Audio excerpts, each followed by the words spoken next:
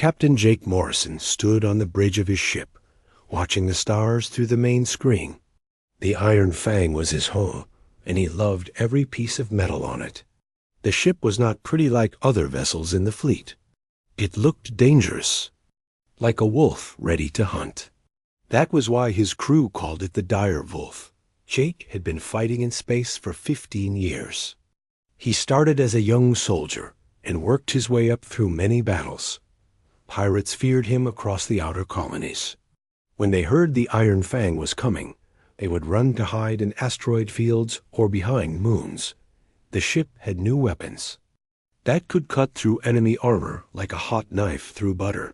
Its hull could change and adapt when hit by enemy fire. Jake knew every sound the ship made, every vibration in the deck.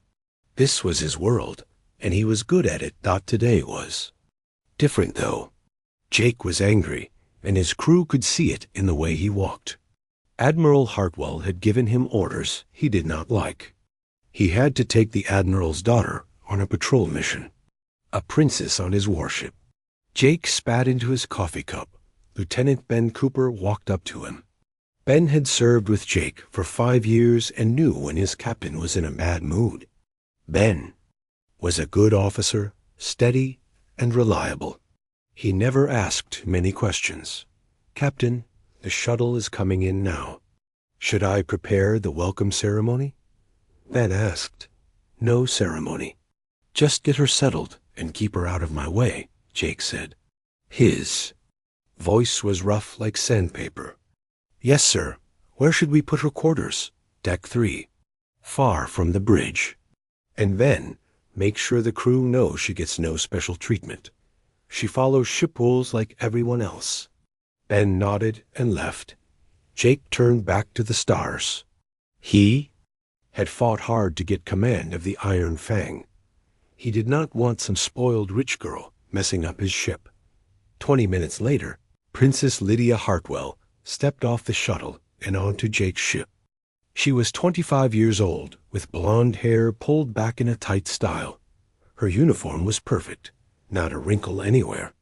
She carried herself like she owned the place. Lydia looked around the landing bay with sharp blue eyes. Everything was clean and organized. The crew worked with quick, efficient movements. She had studied the Iron Fang's design and knew it was one of the most advanced ships in the fleet. But she also knew its captain did not want her here. Ben Cooper met her at the shuttle door. "Princess Hartwell, welcome aboard the Iron Fang. I am Lieutenant Cooper. The captain asked me to show you around." "Thank you, Lieutenant." "Where is Captain Morrison? I would like to meet him." "He is on the bridge, ma'am. He said he will see you at dinner tonight." Lydia's eyes narrowed slightly. She was not used to being avoided. "I see. Well then, please show me to my quarters." As they walked through the ship's corridors, Lydia noticed everything. The crew members they passed gave her quick looks, but did not stare. The ship hummed with quiet energy. She could feel the power of the engines through the deck plates. "This is a beautiful ship, Lieutenant," she said. "Yes, ma'am. Captain Morrison has made her into the best hunting vessel in the fleet. Pirates run when they see us coming. Hunting vessel? That is what we do, ma'am. We hunt down criminals and enemies of Earth. The captain is very good at it." They stopped at a door marked with her name, then opened it to show her quarters. The room was small but clean. It had a bed, desk, chair, and small bathroom. No decorations, no luxury items. "This will be fine," Lydia said, though she was used to much better accommodations. "Dinner is at 1800 hours, ma'am. The captain usually eats in his private dining room, but tonight he will join the officers in the main mess hall."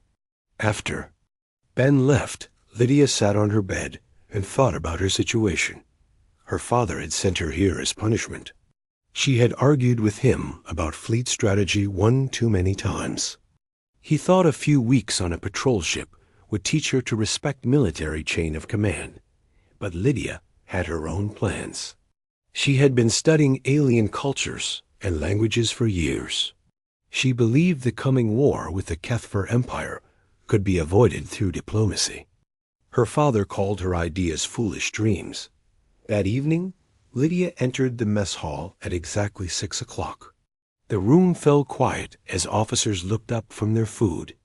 Captain Morrison sat at the head table, eating and talking with his senior. Staff Jake looked up as she approached. He was a big man with dark hair going gray at the sides. His face showed the lines of someone who had seen too much combat. His eyes were hard, like pieces of black stone. "Princess," he said, not standing up, "sit wherever you like." Lydia chose a seat across from him. The other officers made room, but did not speak to her. She could feel the tension in the air. "Captain Morrison, thank you for having me aboard your ship," she said politely. "I did not have a choice. Your father gave me orders." The words hung in the air like smoke. Other officers looked uncomfortable. Jake continued eating as if nothing had happened. "I understand you may not want me here," Lydia said, "but I am not just taking up space. I have skills that might be useful." "What skills? Making tea parties with aliens?" Some officers tried not to smile. Lydia felt her face grow warm, but she kept her voice steady. "I speak 4 alien languages and have studied their cultures for 6 years. I also graduated first in my class from the Naval Academy. Paper degrees do not stop plasma bullets, Princess. Neither does ignorance about who we are fighting." The room went completely silent. Jake put down his fork and looked at her with new attention. No one talked back to him on his ship. "Careful, Princess. You are a guest here. And you are an officer in the Terran Defense Fleet. We both serve Earth, Captain. Perhaps we should remember that." Jake stared at her for a long moment. Then he picked up his fork and continued eating. "We leave port tomorrow at 0600. Do not be late for departure." "I will be ready, Captain." The rest of dinner passed in uncomfortable silence. When it was over, Lydia returned to her quarters. She had made an enemy of the captain on her first day, but she had also shown him she would not be pushed around Dot in his cabin. Jake poured himself a drink and thought about the princess. She had spine. He would give her that. Most people were afraid to challenge him. But having backbone and surviving in space were 2 different things. The iron. Fang would leave Earth orbit tomorrow and head for the neutral zone. Jake had been patrolling that area for months, watching for signs of Kethfer activity. Intelligence. Reports suggested both sides were preparing for war. Jake finished his drink and went to bed. Tomorrow would bring new challenges. He just hoped the princess would not get in his way when trouble started. In space, hesitation meant death. And pretty speeches would not save them if the shooting began. 3 days into their patrol mission, the Iron Fang moved through the quiet darkness of space. Jake stood on the bridge, watching the sensor displays. Nothing moved in this part of the neutral zone. It was too quiet, and that made him nervous. Lydia had been trying to stay out of his way, but she spent most of her time in the ship's small library reading reports about alien cultures. Sometimes she would ask Lieutenant Cooper questions about ship operations. The crew was starting to get used to having her around. "Captain," called out Ensign Pete Williams from the sensor station, "I am picking up something strange. There is a big energy reading about 2 million kilometers ahead." Jake walked over to look at the display. The readings were unlike anything he had seen before. Space seemed to be twisting and bending in that area. Colors shifted and moved in patterns that hurt to look at. "What do you think it is, sir?" Pete asked. "I do not know, but we need to check it out. Change course and approach slowly. Keep all weapons ready." The Iron Fang turned toward the strange readings. As they got closer, the distortion grew larger. It looked like a giant whirlpool made of light and energy spinning in empty space Lydia came onto the bridge just as they approached the phenomenon.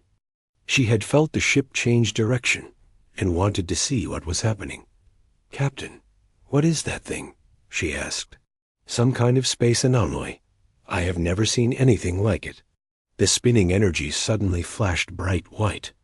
Warning alarms started going off all over the bridge. The ship shook hard, throwing everyone against walls and control panels. "All stop," Jake shouted. "Cut engines." But it was too late. The anomaly had grabbed them like a giant hand. The Iron Fang was being pulled toward the center of the spinning energy. Jake tried to fire the engines in reverse, but nothing worked. "We are being pulled in, Captain." Pete yelled over the noise of alarms. The ship spun faster and faster. Lights flickered on and off. Sparks flew from control panels. Jake held on to his command chair, while Lydia gripped a railing near the wall. "All hands, prepare for emergency landing," Jake announced over the ship's communication system. The last thing anyone remembered was a blinding flash of light. Then everything went dark. Jake woke up with his head pounding. He was lying on the bridge floor with blood on his forehead. Smoke filled the air, and emergency lights cast red shadows everywhere. He could hear the crew moaning and moving around in the darkness. "Report," he called out as he stood up. "Engines are dead, sir," someone answered. "Life support is working, but running on backup power." "Where are we?" "Unknown, Captain. We are on the surface of a planet. The ship is badly damaged, but still in one piece." Jake looked around and saw Lydia sitting against a wall, holding her left arm. Blood ran down from a cut on her cheek. "Are you hurt?" he asked. "My arm might be broken, but I will live." "What about the crew?" "Ben, get me a damage report. Pete, see if you can get the main screen working. I want to know where we are." The next few hours were busy as the crew worked to fix what they could. The Iron Fang had crashed on a planet with breathable air and normal gravity. The main engines were completely destroyed. They had emergency food and water for maybe 2 weeks. "Captain," Ben reported, "long-range communications are down. The crash damaged the main transmitter. We can talk to each other, but cannot contact Earth or any other ships." Jake felt his stomach drop. No one knew where they were. No one would come looking for them in this unknown part of space. Lydia had her arm in a sling made from torn cloth. The ship's doctor said it was not broken, just badly bruised. She worked with the crew to sort through their supplies and figure out what they needed to survive. "We should explore outside," she suggested to Jake. "We need to know what kind of world this is." Jake did not like the idea of leaving the ship, but she was right. They needed water and maybe food if they were going to survive long enough to fix their communications. The next morning, Jake led a small team outside. The planet was beautiful. Blue skies, green forests, and clean air. It felt like Earth, but somehow more alive. Strange birds flew overhead, making musical sounds. "This place is amazing," Lydia said as she walked beside him. Her arm was feeling better. "Pretty planets can still kill you," Jake replied. But he had to admit it did not feel dangerous. They had been walking for about an hour when they heard voices ahead. Jake held up his hand for everyone to stop. He pulled out his sidearm and motioned for the others to stay back. Through the trees, they could see a group of tall, thin creatures working near a stream. They had blue-gray skin and forearms. Their heads were larger than human heads, with big eyes that looked intelligent. "Aliens," Jake whispered. "Stay quiet." But Lydia stepped forward before he could stop her. She raised her hands to show she was not carrying weapons and spoke in a language Jake did not recognize. The alien creatures stopped working and looked at her. One of them, older than the others with silver markings on its skin, stepped forward.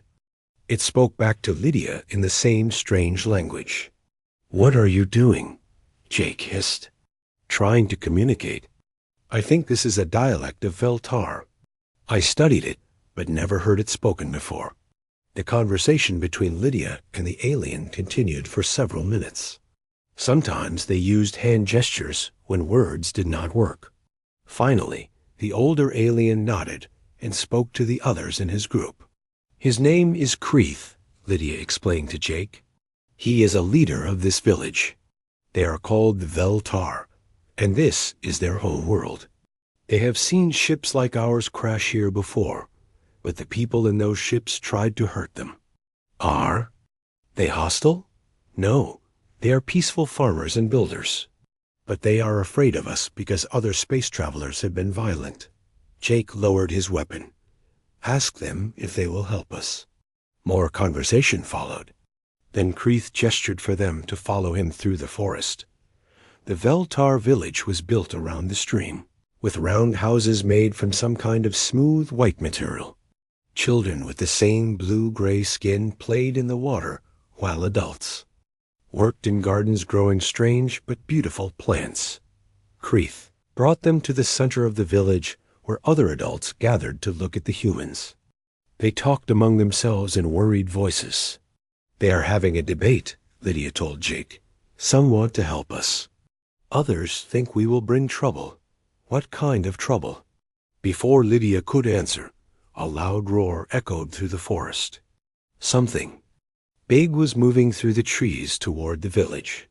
The Veltar scattered, grabbing their children and running toward their houses. 3 massive creatures burst from the forest. They looked like bears, but were twice as large, with long claws and teeth like swords. Their eyes glowed red with hunger and anger. The creatures charged toward a group of young Veltar who had not run fast enough. Jake did not think. He pulled out his plasma pistol and fired at the nearest monster. The energy bolt hit it in the chest, spinning it around. "Everyone get behind me," he shouted to his crew. The other 2 creatures turned toward the humans. Jake fired again while his men pulled out their own weapons. Lydia grabbed a fallen tree branch and swung it at one of the beasts when it got too close. The fight was short but violent. When it was over, all 3 creatures lay dead in the village center. Jake and his crew were breathing hard but unhurt. The Veltar slowly came out of their houses. Kreeth walked up to Jake and spoke in the alien language. Lydia translated. "He says thank you. Those creatures have been attacking their village for months. The Veltar are not fighters. They did not know how to stop them." Jake holstered his weapon. "Tell him we were happy to help." After that, everything changed. The Veltar welcomed the humans as friends and heroes. They offered food, shelter, and help fixing their ship. Kreeth showed them around the village and explained how his people lived. That night, sitting around a fire with the aliens, Jake and Lydia learned something that would change everything. Kreeth told them about the glowing stones that powered their village and made their crops grow so well. "He says the stones are sacred to his people," Lydia explained after listening to Kreeth speak. "They call them the heart of the planet. The stones are found in deep caves all over this world." Jake looked at one of the glowing stones Kreeth had shown them. It was small, but gave off a steady blue light. Something about it seemed familiar. Lydia asked him if he has any bigger pieces of this stone. More conversation followed. Then Kreeth led them to a cave at the edge of the village. Inside, the walls were lined with veins of the glowing material.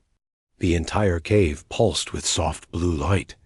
Jake stared in shock. He knew what he was looking at. This was trilithium, the rarest and most valuable substance in the galaxy. It powered faster than light engines and was worth more than entire planets, and this world was full of it. "We need to contact Earth immediately," Jake told Lydia quietly.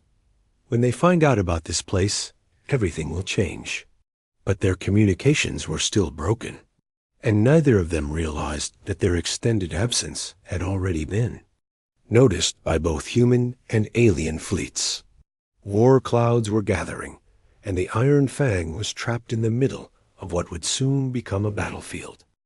For 2 weeks, Jake and his crew worked day and night to repair their communication system. The Veltar helped them find materials and showed them hidden caves where they could work safely. Lydia spent most of her time learning more about the alien culture and their relationship with the trilithium stones. They do not think of it as valuable like we do, she explained to Jake one evening as they sat by the village fire.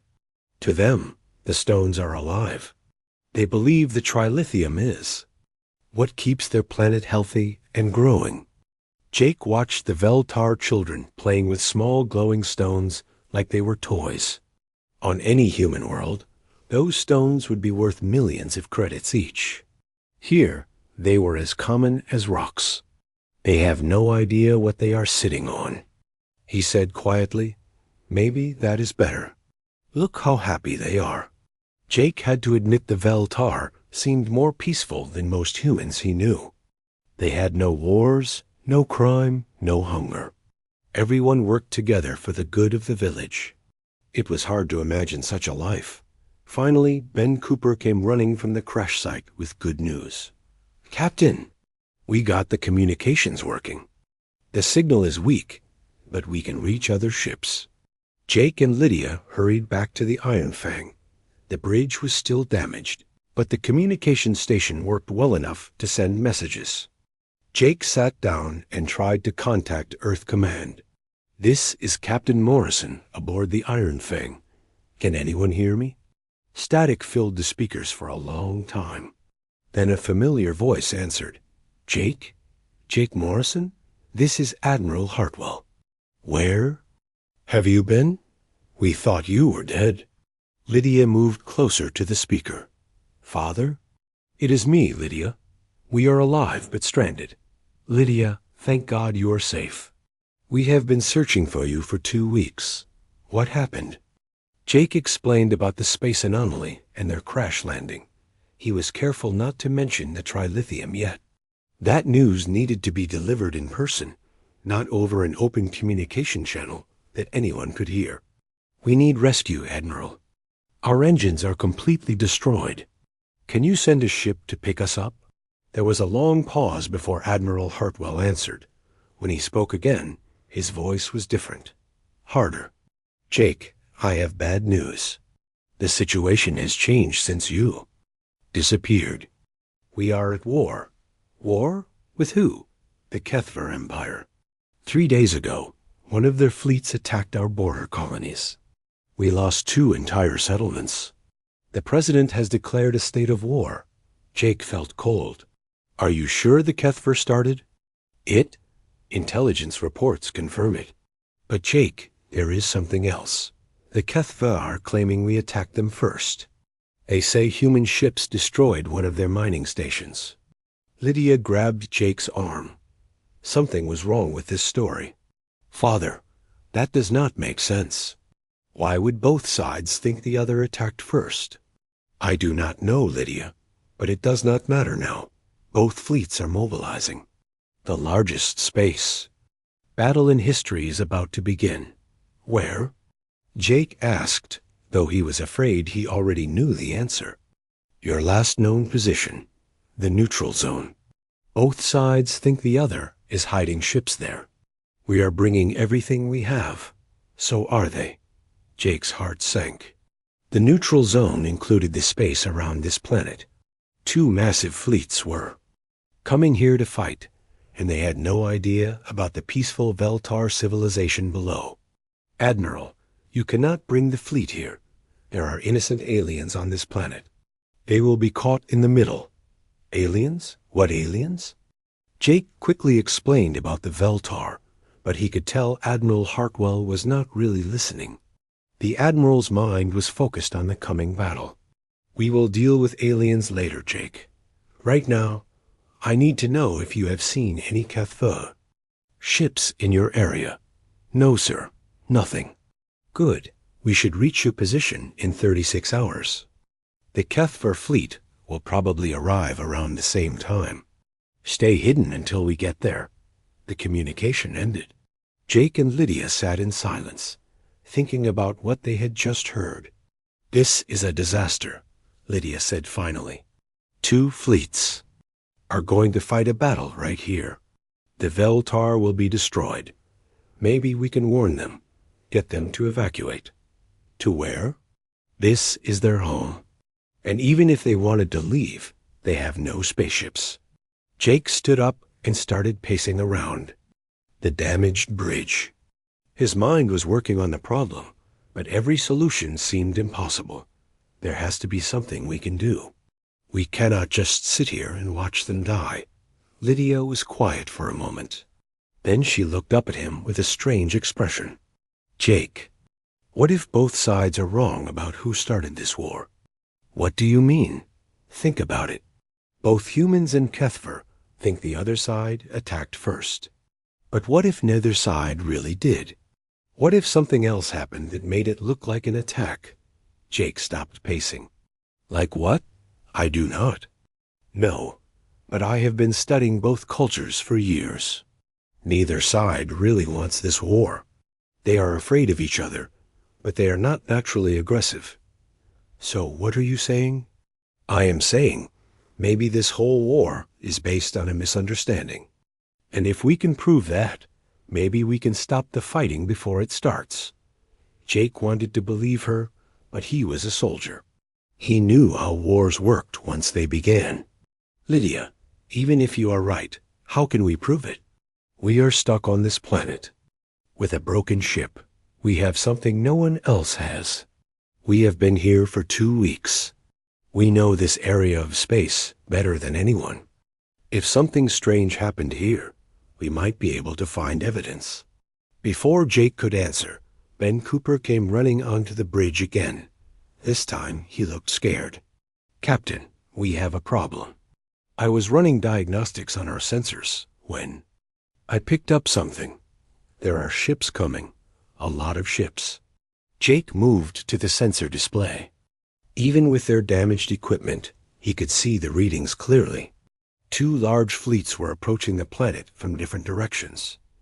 How long until they get here?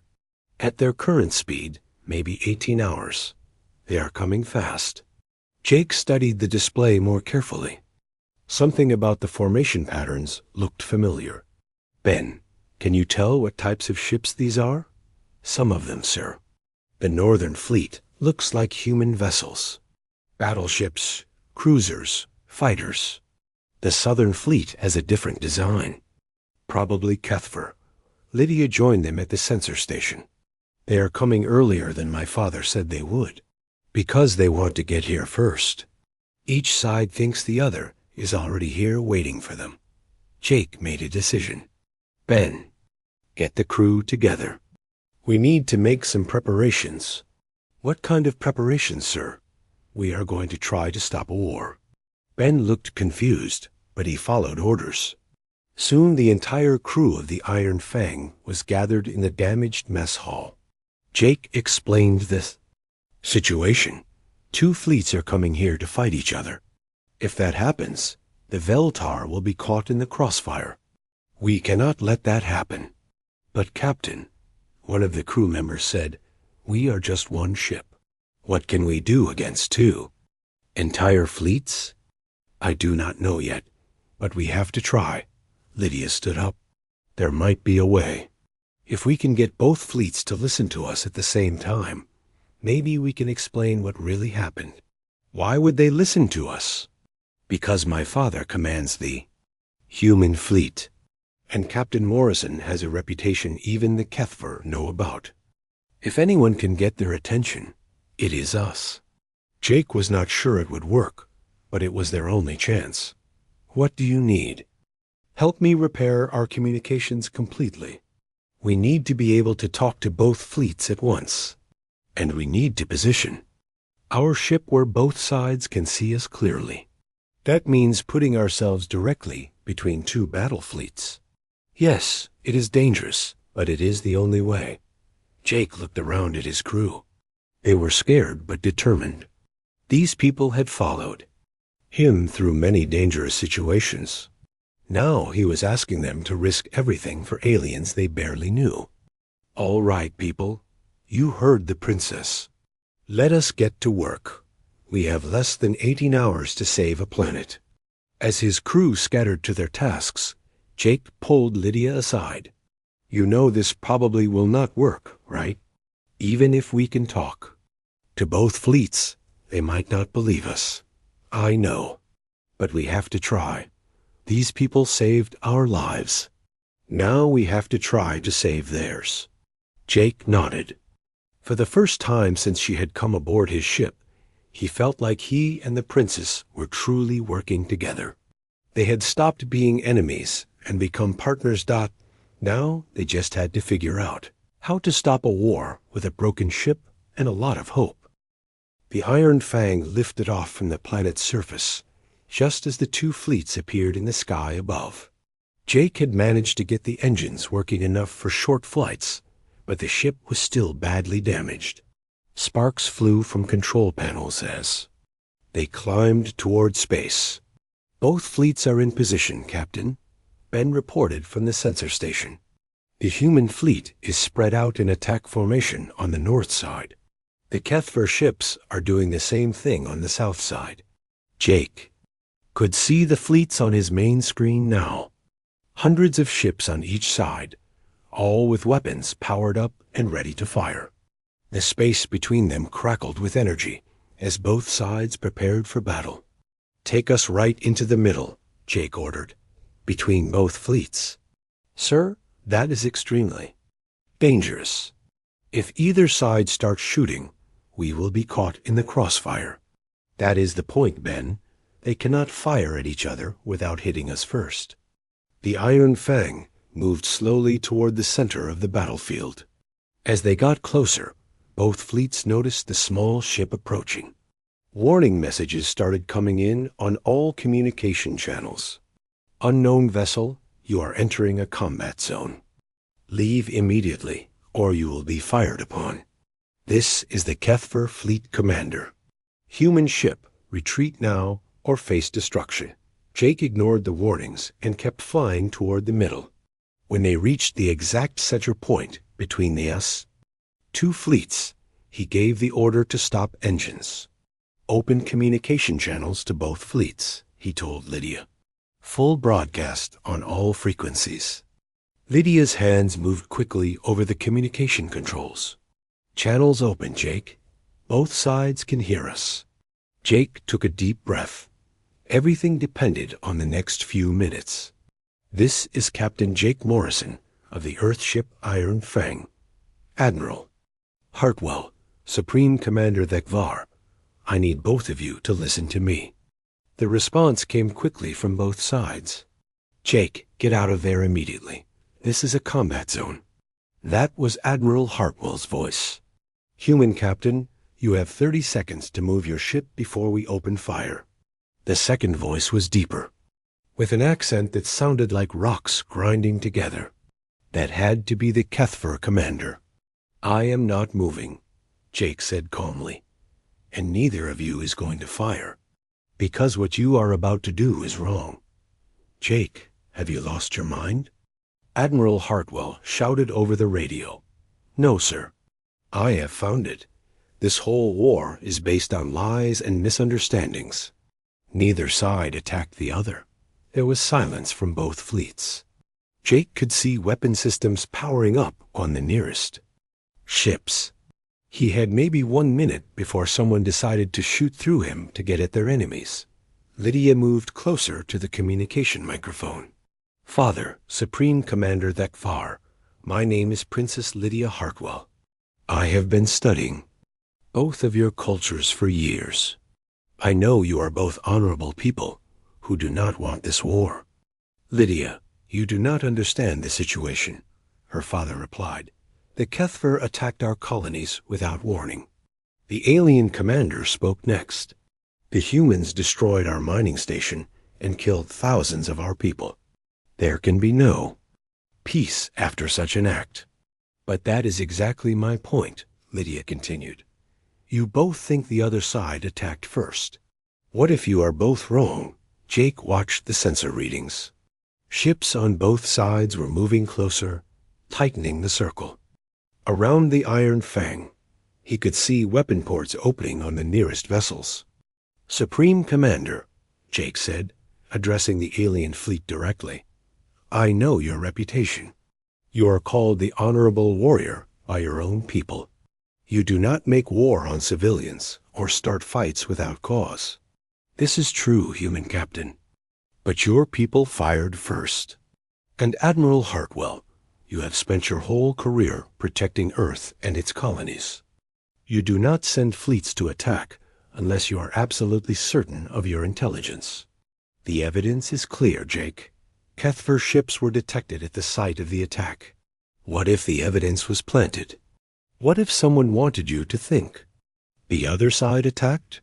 This question seemed to surprise both commanders. There was a long pause before either responded. "Who would do such a thing?" Admiral Hartwell asked. "I do not know yet, but think about it. Who benefits if humans in Kethver destroy each other in a war?" Jake could see Lydia working at another control panel while he kept talking. She was scanning the area with their sensors, looking for something. "Pirates," she said suddenly. "Jake, there are ships hiding in the asteroid field behind the fourth moon. Small, fast vessels with no identification codes." Jake checked the sensor. Readings. She was right. A dozen small ships were hiding in the shadows, watching the two fleets prepare to fight. "Admiral, Supreme Commander, we have found something. There are unidentified ships hiding nearby. They appear to be watching and waiting. Pirates do not have weapons powerful enough to destroy colonies or mining stations," Admiral Hartwell said. "But they do have the technology to make it look like someone else did it," Lydia replied. "Fake transponder codes, false identification, signals, holographic projectors.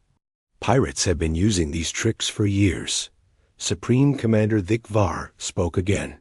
His voice sounded thoughtful now, instead of angry.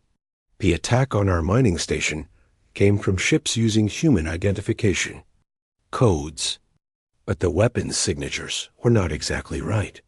And the attack on our colonies used Kethver ship designs, but the tactics were wrong," Admiral Hartwell added slowly. "My intelligence officers mentioned that in their reports, but we ignored it because we were so angry." Jake could feel the tension in the air changing. Both fleet commanders were starting to think instead of just react. "There is something else," Lydia said. "The planet below us has the largest trilithium deposits ever discovered. If humans and Kethver destroy each other fighting over who attacked, whom, the pirates can claim this world for themselves." "Trilithium?" Both commanders said the word at the same time. "Enough to power every ship in both of your fleets for 100 years. The aliens who live here call it sacred, but they do not understand its value.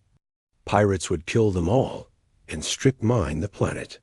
Jake watched the sensor displays as both fleets began to react to this news. Ships were powering down weapons and moving into defensive positions instead of attack formations. "The pirates are moving," Ben reported. "Looks like they know their plan is not working." "All ships, pursue those vessels," Admiral Hartwell ordered. "Do not let them escape." "Kethver fleet will assist," Supreme Commander Thikvar added. "These criminals have caused enough trouble." Jake watched as ships from both fleets broke formation and chased after the pirate vessels. The pirates were fast, but they were outnumbered 100 to 1. Within an hour, all of them had been captured or destroyed. Later, representatives from both fleets met on the planet's surface in the Neltar village. Elder Kreeth welcomed them all with the same kindness he had shown Jake and Lydia. "This is a good place," Supreme Commander Thikvar said as he looked around the peaceful village. "These people should not be harmed by our conflicts." "Admiral." Hartwell nodded in agreement. "The question is, what do we do now?" The trilithium here could change the balance of power in the galaxy. Elder Kreeth spoke to Lydia, who translated for the others. He says his people are willing to share the trilithium with both humans and Kethvar, but only if you promise to work together and protect this world from those who would harm it. A joint operation? Admiral Hartwell asked. It makes sense, Supreme Commander Thetvar replied. We both need trilithium for our ships, and working together, we can make sure no one tries to steal it again. Jake and Lydia stood together watching the negotiations. The two people who had started as enemies were now partners in creating peace. We did it, Lydia said quietly. We actually stopped a war. By accident, Jake reminded her, the best kind of victory. No one had to die, and everyone gets what they need. 6 months later, the Kepler station orbited the Veltar world. Ships from both Earth and the Kethvar Empire worked side by side, mining trilithium and studying the planet's unique ecosystem. The Veltar had become teachers, showing both species how to take what they needed without damaging the world. Jake commanded the station with Lydia as his diplomatic officer. The Iron Fang had been repaired and upgraded, but Jake found he preferred the challenges of keeping peace to the excitement of hunting pirates. Any regrets? Lydia asked him one evening as they watched ships from both fleets working together, in perfect harmony. About which part? Nearly getting blown up by 2 fleets, crash landing on an alien world, or falling in love with a princess. Lydia smiled and took his hand. Any of it. Jake looked out at the stars and thought about how much his life had changed. A few months ago, he had been a bitter soldier who trusted no one and cared only about his ship. Now he was part of something bigger, something that might actually make the galaxy a better place. No regrets at all, he said finally. Sometimes the best things happen when you least expect them. Outside their window, human and Kethvar ships continued their work while Veltar vessels moved gracefully between them, carrying messages of friendship and cooperation. The dire Wolf and the princess had stopped a war by mistake, but the peace they created was no accident at all.